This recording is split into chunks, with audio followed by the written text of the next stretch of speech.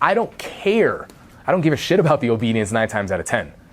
We're practicing and using obedience to make sure your communication is clear and you're fundamentally sound, because if that looks good, we're probably going to have good time. You need to have good timing with your remote, with all these things, with your markers, with your delivery of food and all that. And if these things are looking good, you're probably going to be looking good when you have to interrupt or correct or ask for something or have good timing outside in the real world. You see it? So that's, for me, the reason for rules, for interrupting impulsive behaviors, because you're going to have to interrupt impulsive behaviors outside. But you can't even stop the dog from charging the door or following you into the bathroom. Why would we have success over there? So you set them up to fail safely. That's what failing safely is to me. Does that make sense? The average dog owner is going to fail. They're not going to be perfect, regardless of how good a dog is for you. Like, the relationship between the dog and the human is not there. So they have to practice changing what they represent to the dog, how the dog views them relationship-wise, where they are within the family, because there's never really an issue with, like, the dog loves them and, like, they love the dog. So, like, you're 100% like a part of the family. But how you're viewed in the relationship and what your role is where people struggle. And that's the number one reason why you find a trainer will be able to accomplish something and the owner will try. And when the owner tries, they go, listen, I did exactly everything you just did the same way. And sometimes that's not the case, but, like, even when it is the case, the dog doesn't respond the same way. That's a relationship issue.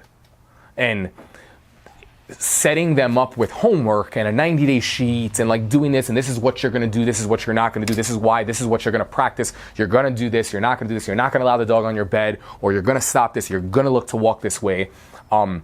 Before you jump into, I saw the dog was off leash with you, I'm going to go, like, hiking with my dog, or I'm going to do this. It's like, make sure you can get these ABCs down, and this is where rules and boundaries and structure come in, because it allows them to fail safely. So the example that I gave is, like, maybe the dog is an impulsive disaster, right? And you look at a dog that's an impulsive disaster, what I mean is, like, that dog is, like, impulsively reactive. And what you're dealing with is you're dealing with a feeling, you're dealing with an urge, a desire, a sensation that the dog has.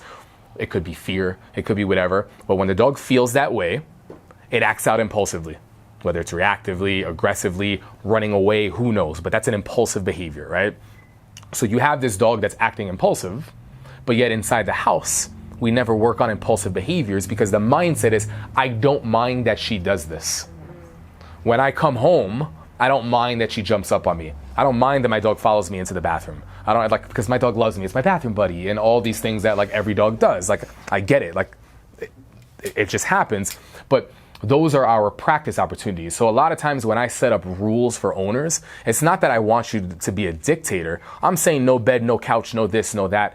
At the end of the day, when you get good, do whatever the hell you want because you can control things. But right now, you have a hard time controlling some things. So you need a place to practice that if you practice asking for something and you fail, because failing is inevitable, you're going to fail safely. So now, like the example I gave, I'm home. My husband's coming home, right? And, like, the trainer told me to practice not letting my dog charge and jump up on my husband. And guess what? The husband likes it. He loves it. He doesn't mind it. But let me ask you a question. If you needed to stop it, could you? If you can't stop that impulsively, the dog that's happy-go-lucky, that wants to go give licks and jump on you and give kisses and all of that, at least try to get it there. Because guess what? If you fail, what's the worst thing that happens?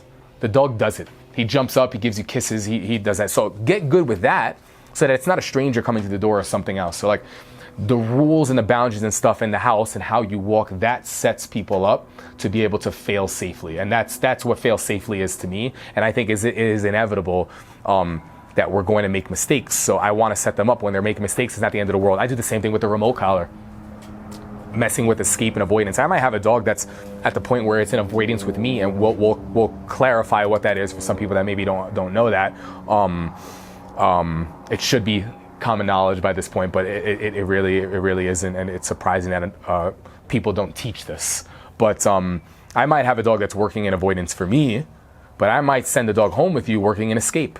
And you're practicing doing certain things and you're doing all of this stuff and you're messing around, and you might be practicing obedience commands, not because we're going to be doing sport this or that, or like we're your dog needs to be obediently sound, But if you have a dog that's doing these things and looking sharp, it's a pretty good indication that your communication is clear. It's a pretty good indication that like you're doing things right. Your dog is looking pretty sharp. But if you're not able to get these things based on the way that we're practicing, either your dog is flat out disrespecting you, or your dog doesn't understand what you're asking for. So if your dog doesn't understand what you're asking for basic obedience commands, I don't care. I don't give a shit about the obedience 9 times out of 10. We're practicing and using obedience to make sure your communication is clear and you're fundamentally sound, because if that looks good, we're probably going to have good time. You need to have good timing with your remote, with all these things, with your markers, with your delivery of food and all that. And if these things are looking good, you're probably going to be looking good when you have to interrupt or correct or ask for something or have good timing outside in the real world. You see it? So that's, for me, the reason for rules, for interrupting impulsive behaviors, because you're going to have to interrupt impulsive behaviors outside. But you can't even stop the dog from charging the door or following you into the bathroom. Why would we have success over there? So you set them up to fail safely. That's what failing safely is to me. Does that make sense? Yes. Yeah. Beautiful. Awesome. And I think that's the best thing that any trainer can set, especially in the pet dog world, their clients up for. They have to practice. Practice makes perfect. Right? Practice allows for improvement, but if you're practicing and failing is like really a setback, because now the dog is biting someone, now the dog is doing this, that's a problem. You see what I mean? Or like, we're going to practice outside in a perfect world and like this, and we don't have our tools and we don't have a leash to follow through to get the behavior, and now the dog is understanding, I don't have to listen to you, and then you practice with the remote, you couldn't get the follow through behavior because you weren't set up for success, right? So that's basically what failing safely is.